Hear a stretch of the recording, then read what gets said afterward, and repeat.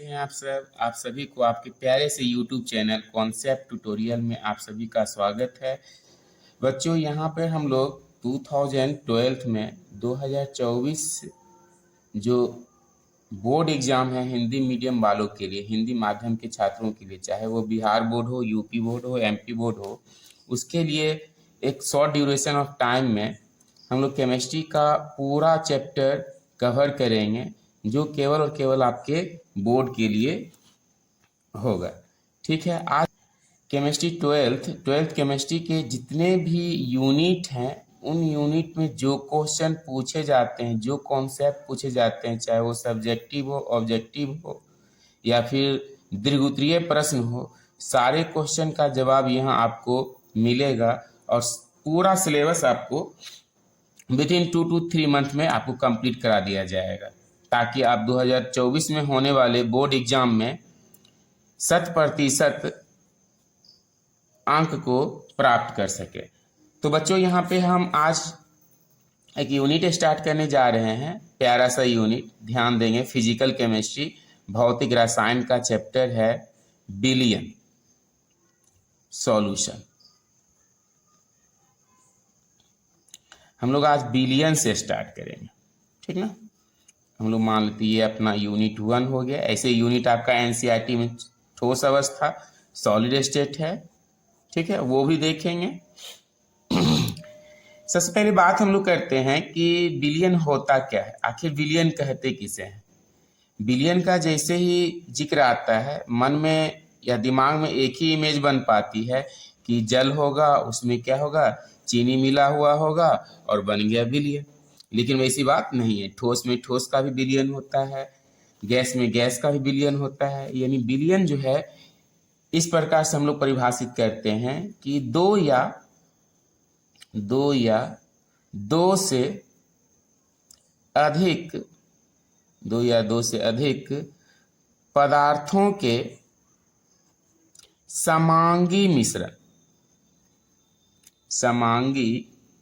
मिश्रण को ही बिलियन कहा जाता है। दो या दो से अधिक पदार्थों के समांगी मिश्रण को ही बिलियन कहा जाता है, ठीक ना।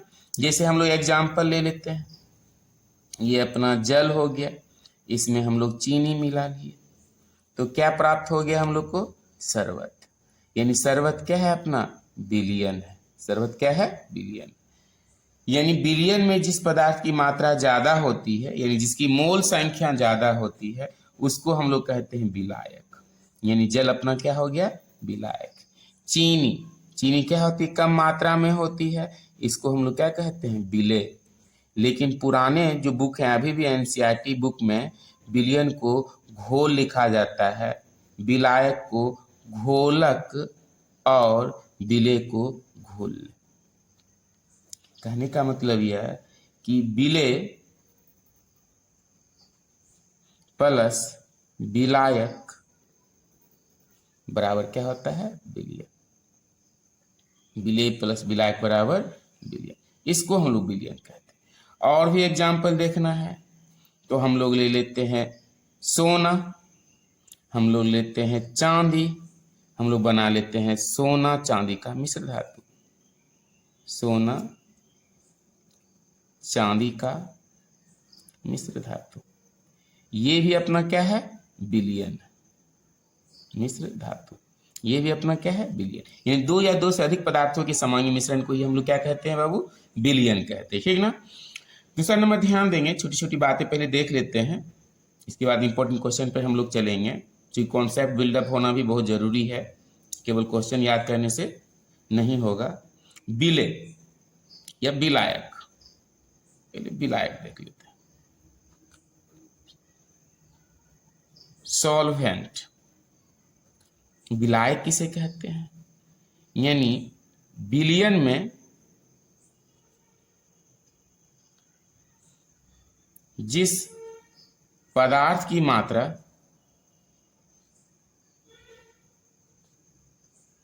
अधिक होती है,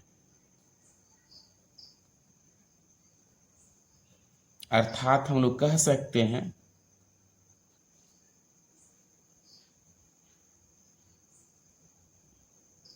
मोल संख्या ज्यादा होती है। जिस पदार्थ की मात्रा यानी मोल संख्या अधिक होती है उसे ही विलायक कहते हैं, उसे ही विलायक कहते हैं। ठीक है ना, ध्यान देंगे। एग्जाम्पल लेते हैं। चीनी जल के विलयन में जल ज्यादा मात्रा में होता है या अधिक मात्रा में होता है,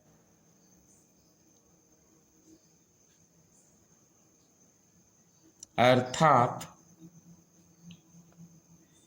यहां पर जल विलायक, यहां पर जल क्या है? विलायक। ठीक ना। नेक्स्ट हम लोग देख लेते हैं विलेय सॉल्यूट, यानी विलयन में जिस पदार्थ की मात्रा कम होती है, जिस पदार्थ की मात्रा कम होती है, अर्थात जिसकी मोल संख्या कम होती है। मोल संख्या क्या है इसके बारे में बात करेंगे आगे। जिसकी मोल संख्या कम होती है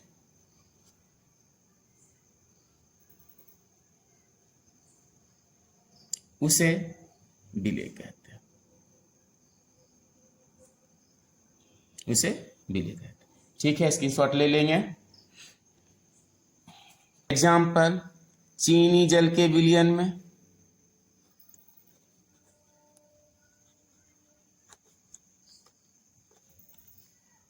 चीनी कम मात्रा में होता है,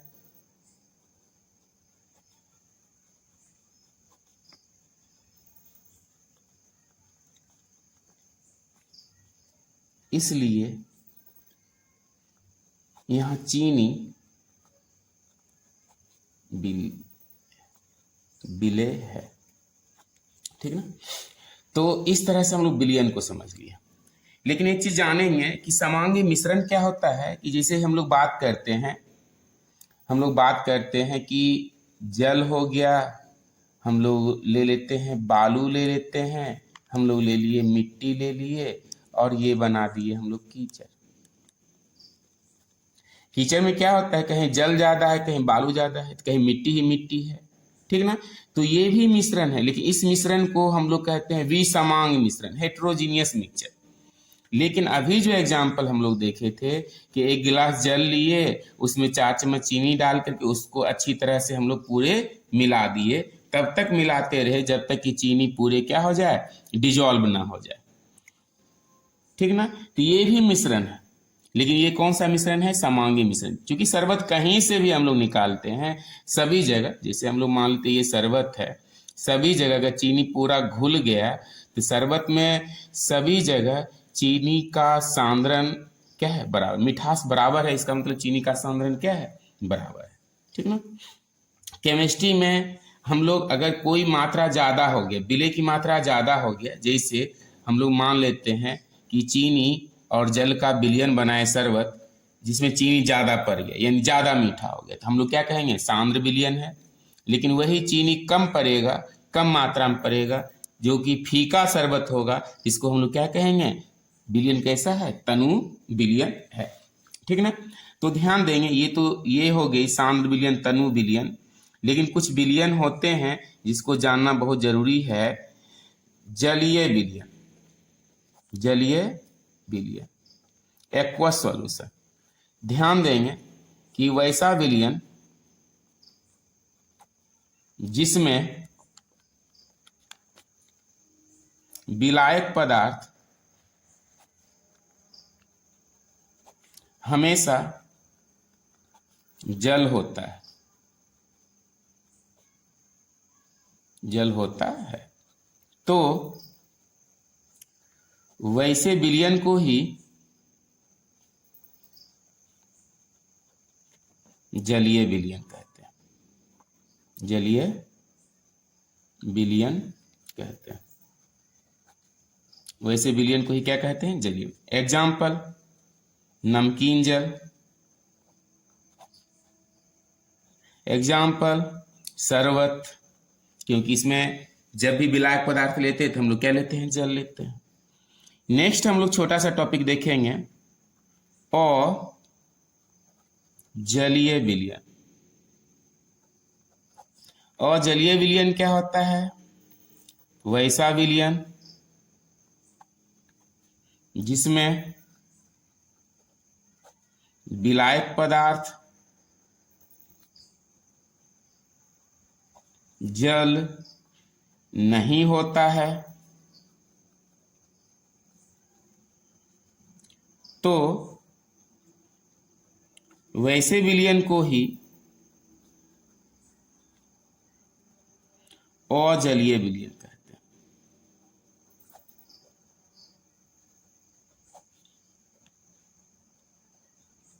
वैसे विलयन को ही अजलीय विलयन कहते हैं।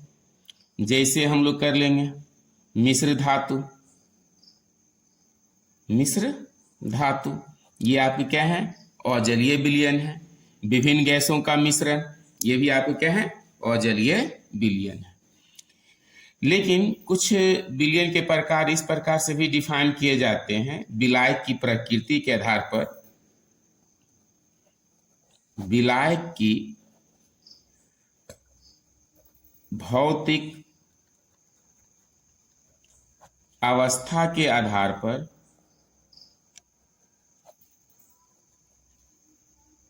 विलयन के प्रकार। विलायक की भौतिक अवस्था के आधार पर विलयन के प्रकार। तो याद रखेंगे बच्चों कि विलायक की भौतिक प्रकृति के आधार पर विलयन मुख्यतः 3 प्रकार के होते हैं, क्योंकि नॉर्मली जब हम लोग सॉलिड स्टेट या फिर ऐसे भी हम लोग पदार्थ की अवस्था पढ़ते हैं तो ठोस, द्रव और गैस, यही तीनों कॉमन है। लेकिन चौथी अवस्था क्या होती है? प्लाज्मा। और पांचवी अवस्था क्या होती है? बोस-आइंस्टीन कंडेंसर, जो कि हम लोग यूज नहीं करते। तो हम लोग क्या देखेंगे? विलायक या तो ठोस होगा, या तो द्रव होगा, या तो गैस होगा। इसके आधार पर विलयन 3 प्रकार के। पहला हम लोग कर लेते हैं ठोस विलयन, सॉलिड सॉल्यूशन। दूसरा द्रव विलयन, लिक्विड सॉल्यूशन। तीसरा हम लोग ध्यान देंगे गैस विलयन, गैस विलयन हम लोग कर लेते हैं, जिसको गैसीय सॉल्यूशन कहते हैं। ऐसा आखिर क्यों कैटेगराइज किया गया? तो ध्यान देंगे होती है विलयन की वही भौतिक अवस्था होती है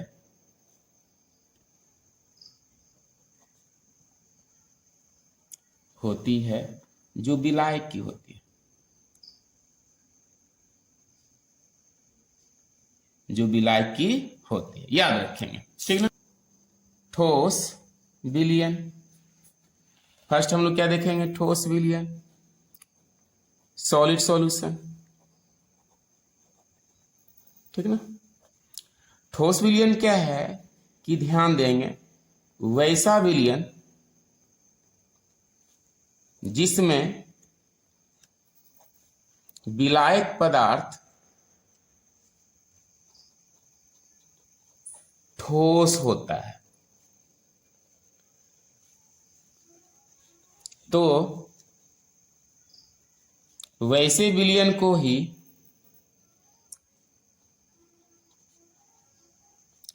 ठोस विलयन कहते हैं।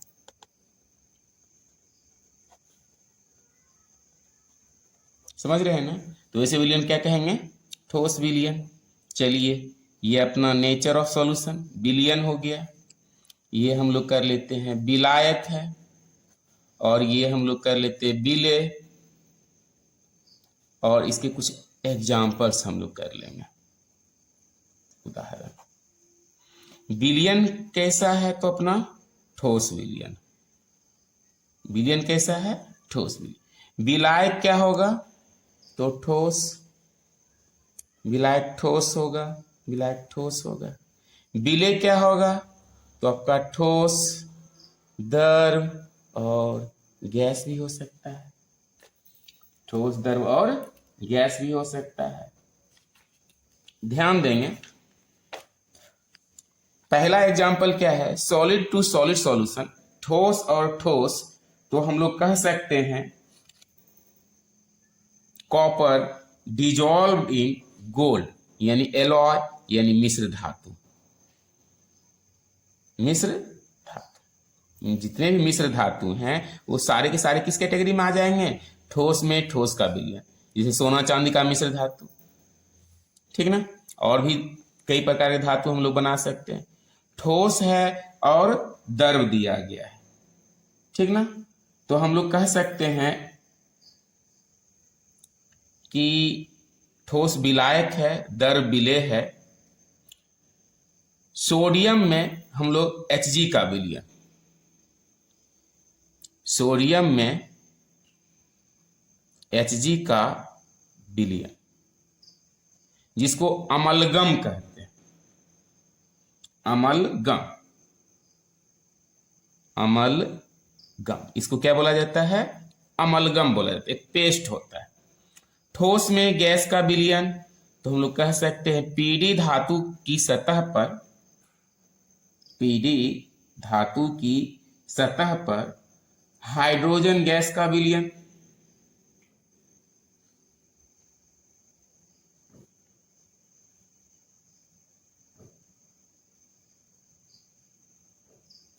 का विलयन।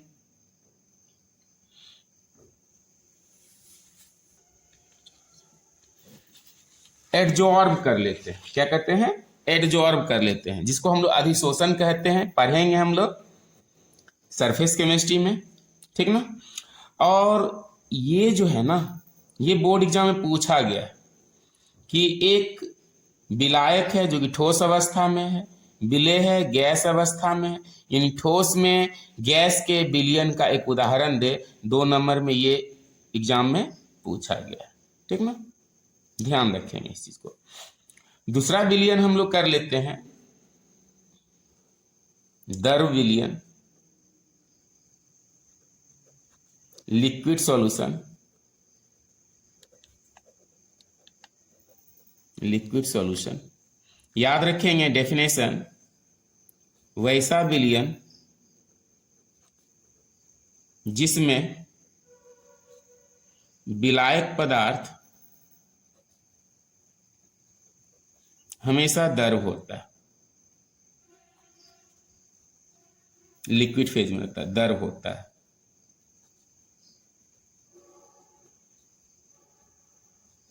तो वैसे विलयन को ही द्रव विलयन कहते हैं।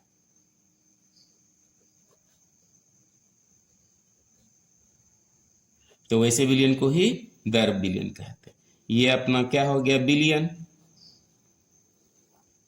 हम लोग ले लेते हैं विलायक, हम लोग ले लिए विलेय, और कुछ उदाहरण ले लेते हैं, ठीक है। विलयन में कौन सा विलयन है? तो द्रव विलयन है। विलायक में क्या होगा? द्रव। विलायक में क्या होगा? द्रव। विलायक में क्या होगा? द्रव। ये आपका ठोस भी हो सकता है, द्रव भी हो सकता है, गैस भी हो सकता है। द्रव में ठोस का विलयन, तो जल में चीनी का विलयन।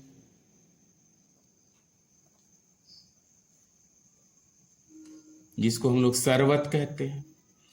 द्रव में दर का विलयन, जल में एल्कोहल का विलयन, ये भी हम लोग ले सकते हैं।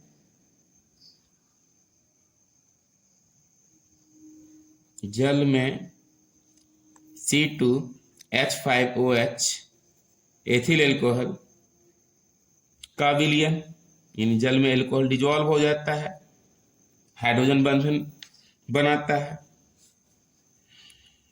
ठीक ना। द्रव में गैस का विलयन, जल में ऑक्सीजन का विलयन, जल में ऑक्सीजन का विलयन, या जल में CO2 का विलयन, ये भी लिख सकते हैं हम लोग।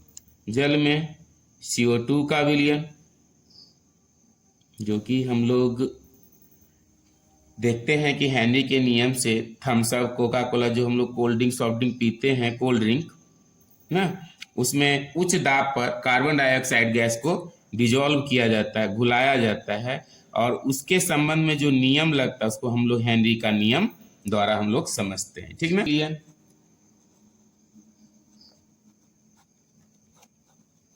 गैस सॉल्यूशन,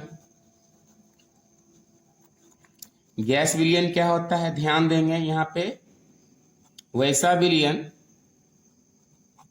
जिसमें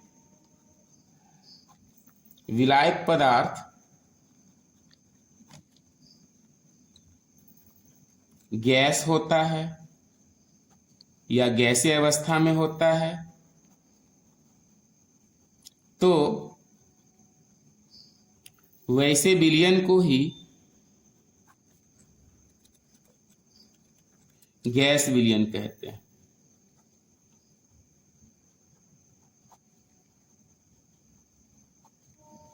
वैसे विलयन को ही गैस विलयन कहते हैं। ध्यान देंगे एग्जाम्पल, ये अपना विलयन हो गया, हम लोग कर लेते हैं विलायक, हम लोग कर लेते हैं विलेय, और इसके कुछ उदाहरण हम लोग ले लेते हैं। उदाहरण, विलयन कैसा है, तो अपना गैस विलयन है, क्योंकि विलायक जो गैस है ना, विलयन की वही अवस्था होगी जो विलायक की होगी। विलेय आपका क्या हो सकता है, ठोस, द्रव और गैस, लेकिन विलयन हमेशा गैसीय विलयन रहेगा। क्यों? क्योंकि विलायक अपने पास क्या है, गैसीय अवस्था में। ठीक ना। चलिए एग्जाम्पल देंगे। गैस में गैस के विलयन का, विभिन्न गैसों का मिश्रण, विभिन्न गैसों का मिश्रण। ठीक ना। गैस में द्रव का विलयन, गैस में द्रव का विलयन, तो क्या एग्जांपल दे सकते हैं कि कोई गैस है जो कि द्रव में मिला हुआ है, तो गैस में कोई भी ले लेते हैं, गैस में द्रव में, नाइट्रोजन में क्लोरोफॉर्म का विलयन, नाइट्रोजन गैस हो गया, में क्लोरोफॉर्म CHCl3 का विलयन, क्योंकि क्लोरोफॉर्म द्रव अवस्था में होती है। ठीक ना। गैस में ठोस का विलयन, हम लोग कह सकते हैं Kapoor in nitrogen gas, Kapoor nitrogen gas में है। ठीक ना। नाइट्रोजन गैस में, नाइट्रोजन में कपूर का विलयन। ठीक ना। तो ये सारे विलयन थे, विलयन के प्रकार से हम लोग देख लिए जो आपके काम आएंगे बेसिक के लिए। इससे कुछ क्वेश्चंस भी बनते हैं। ठीक ना। तो आप लोग अपने बेसिक चीज चाहिए। नेक्स्ट बेसिक चीज हम लोग बात करते हैं कि विलेय पदार्थ मिलाते हैं, उसकी आखिर सांद्रता हम लोग कैसे निकालें, उसकी सांद्रता निकालने की विधियां, यानी विलयन के सांद्रता की विधियां। तो इससे पहले हम लोग समझेंगे मोल। मोल होता क्या है, ध्यान देंगे बाबू। यहाँ पे जिस प्रकार से 5 पीस कोई वस्तु होती है, इसको हम लोग क्या कहते हैं, एक गाही। गांव घर में गोईठा या माँ अगर पूरी देती है कहीं दूसरी जगह भेजने के लिए संदेश में, तो 5-5 पीस पूरी को, गोईठा को काउंट करके ये काम किया जाता है। ठीक ना। तो 5 पीस को कहते हैं एक गाही। ठीक उसी प्रकार से आपको पता ही है 12 पीस को क्या कहेंगे हम लोग, एक दर्जन बोलेंगे। ठीक उसी प्रकार से केमिस्ट्री में 6.022 गुना 10 पर पावर 23, या बहुत सारे बुक में लिखा हुआ रहता 6.023 गुना 10 पर पावर 23 को कहा जाता है एक मोल। को एक मोल, यानी मोल क्या है? तो mole is nothing but it is a number. Mole कुछ नहीं है, एक प्रकार की संख्या है जो किसी भी परमाणु में उपस्थित परमाणुओं की संख्या, अणु में उपस्थित अणुओं की संख्या और आयन में उपस्थित आयनों की संख्या को प्रदर्शित करता है। ठीक ना, ये मोल का परिभाषा हो गया। फिर सुनेंगे मोल का परिभाषा। मोल एक प्रकार की संख्या है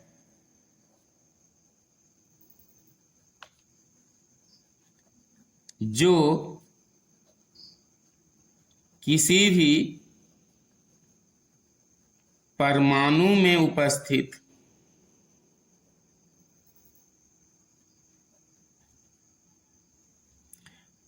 परमाणु की संख्या,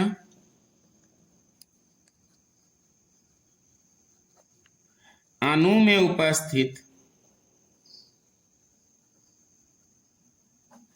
अणु की संख्या,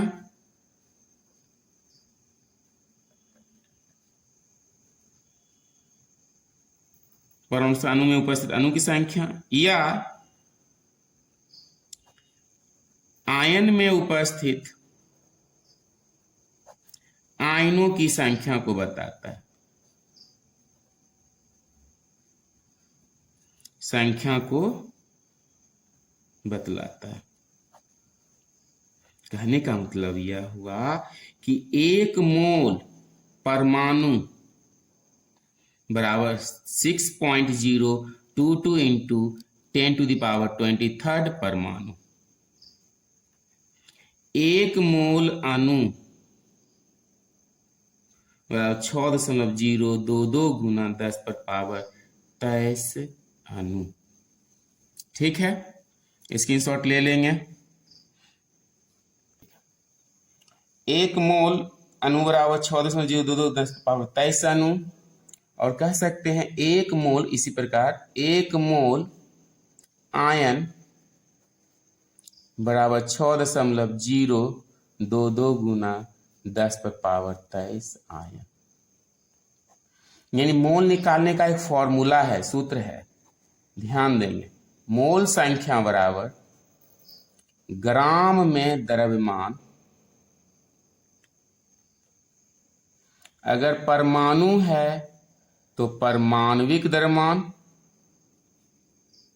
अगर अणु है तो आणविक द्रव्यमान, आयन है तो आयनिक द्रव्यमान हम लोग देंगे। ठीक है ना। चलिए इस पर कोई क्वेश्चन कर लेते हैं। क्वेश्चन है 36 ग्राम जल, बोले तो H2O में जल के कितने मोल उपस्थित, कितने मोल उपस्थित। ठीक ना, ध्यान देंगे यहाँ पे। तो सबसे पहले हम लोग कर लेते हैं जल का मोल संख्या निकालना है, तो ग्राम में द्रव्यमान कितना दिया हुआ है 36 ग्राम। जल हम लोग कर लेते हैं H2O का, हमको आणविक द्रव्यमान निकालना है, तो क्या हो जाएगा, 2 हाइड्रोजन है, एक हाइड्रोजन का द्रव्यमान कितना होता है 1.0008, लगभग 1 लेते हैं हम लोग।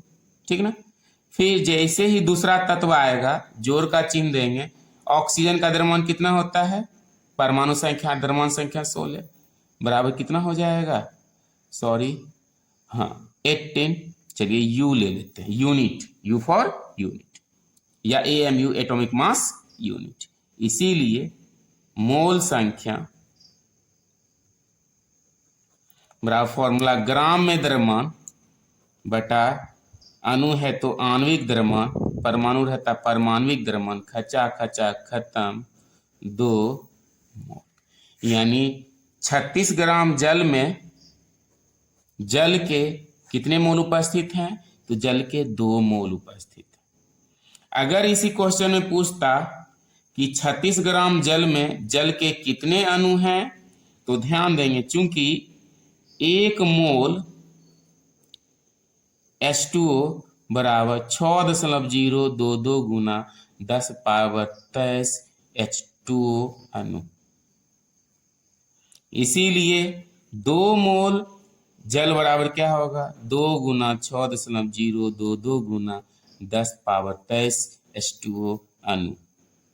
4 4 0 6 दूनी 12 13, इधर डेसिमल शिफ्ट कर लेंगे, पावर एक रेज हो जाएगा 24 H2O अणु। ठीक ना। इसी प्रकार से अगर हाइड्रोजन के परमाणु की संख्या निकालना होता तो टोटल कितना अणु है, इतना अणु, और एक अणु में क्या हाइड्रोजन, 2 हाइड्रोजन, 2 से मल्टीप्लाई कर देंगे।